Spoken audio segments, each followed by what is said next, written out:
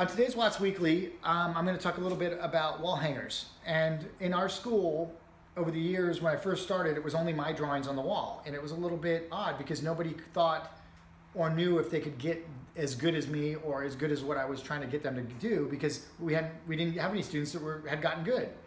So when my drawings were on the wall, it was a tiny little space.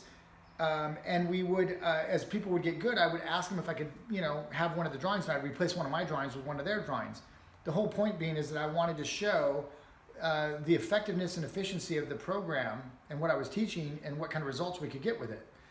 Now, to get a wall hanger now is a lot harder than it was 10, 15 years ago, 20 years ago when I first started.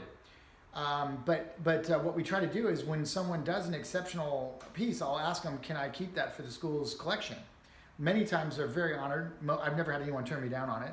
And they basically will sign it and I'll put it up and it'll be inspiration for future students. I replace these, I trade them out every year at the Christmas party, after the Christmas party. So around the first of the year, I will put up a whole new grouping of inspirational drawings. We have hundreds and hundreds of them now from students that have come through the school over 26 years.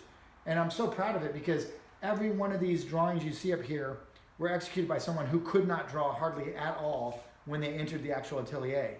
Now, how long it took them to get this good? 2 years, 3 years, sometimes 5 years. And that's if they were taking a fair amount of classes. They were consistent full-time students usually, 3 to 5 to 8 classes a week, sometimes more than that. And so, but if you take a close look at this and come on in, we've got lay-ins from Lineage over here in the corner, a little life drawing at the bottom from one of our students, a very young student I remember from years ago. Up here we have one of my demos. That's a 25-minute demo back when I was in incredibly good form. Down here we have just a simple drawing which I put up because I thought it exemplified a very simple light dark edge drawing. Not that it was the most phenomenal rendered drawing, but it was great for more beginning students to say, hey, inspire to this level of proficiency. We've got some anatomy of the foot up here from one of the anatomy classes. Down below we have another demo from one of the past instructors. To the left of that, we've got one of Ben Young's drawings, which is phenomenal, from one of the costume classes.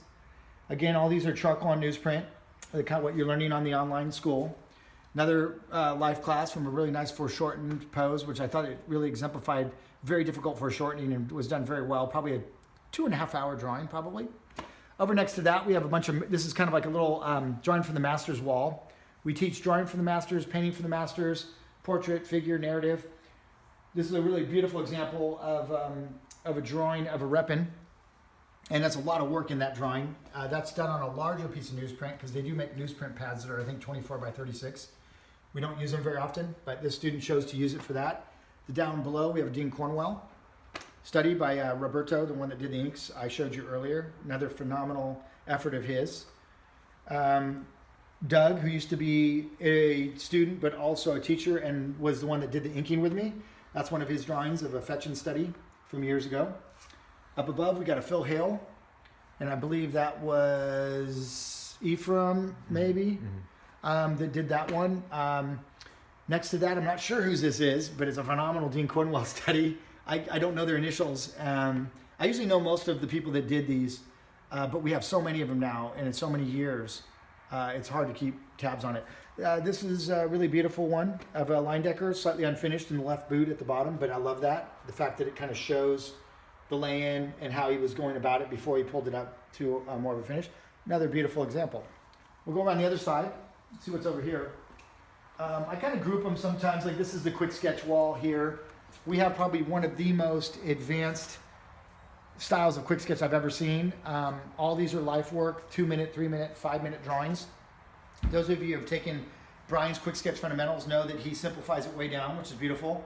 And those of you who have taken my master class in Quick Sketch know it's pretty advanced stuff, right? It's using the abstraction to the nth degree, to one of the most elite navigation systems I've ever seen, but it takes years. I mean, I've taught Quick Sketch over 120 times. That's at 3 months a pop.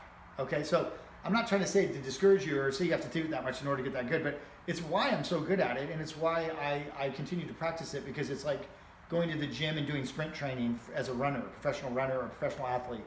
So if you come here, this is one of mine up here in the corner. I'm very proud of that page. I think I did last semester on one of the Friday night workshops.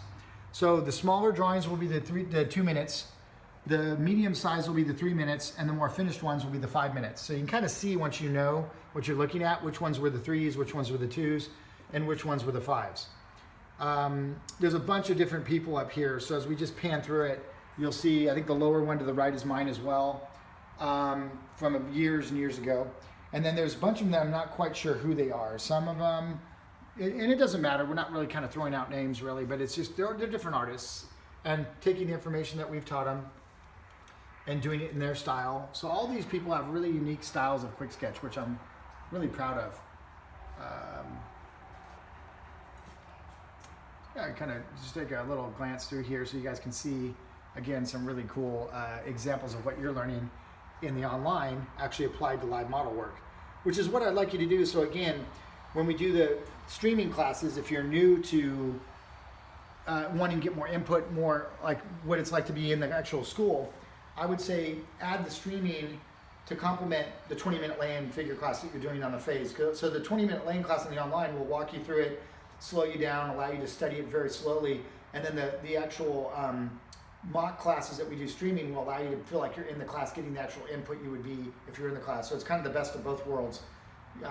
Online being more the study, and the streaming being more like being in the classes themselves. As we come over here, we have, again, a smattering of really cool portraits, 3-hour portrait drawings, more or less.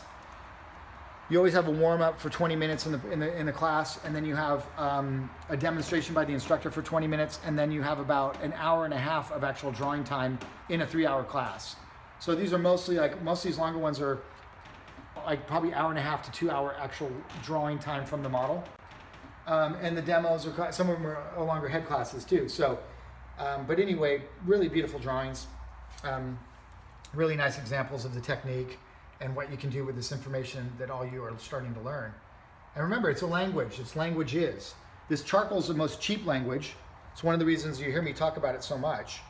But it's a wonderful way to really get yourself good at painting while learning design, calligraphy, dexterity, all the things that are going to be required for painting, because painting's the end game.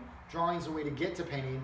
And again, I'd like to see a lot of you starting your painting trajectory a little bit earlier than later. And I know it's a little more expensive to add the two programs together, but it'd be nice to work off, your week where you're doing half drawing and half painting, because really that's where it helps you to understand why you're doing so much drawing and why you're doing the drawing the way you are. But we'll talk about that in another Watts Weekly. So what I want to do is share the wall. It's kind of the wall of fame for the Watts Atelier, and it's one that everyone inspires to get on. If you're at the school, it's kind of a rite of passage, so to speak. And most of the best people that have come through the school have left behind examples of what they learned while they were here. So very effective technique, as you guys already know. And get yourself in some live classes if you can, and start practicing these concepts you're learning on the online program from the actual live model if you can. If you can't, you have to work from photos, you can still get extremely good. It's not a deal breaker. It's just a nice way to do it, okay? I'll see you in another Watts Weekly. Hope you guys are doing well. Keep pushing play, as I always say, and I wish you all the best. Thanks.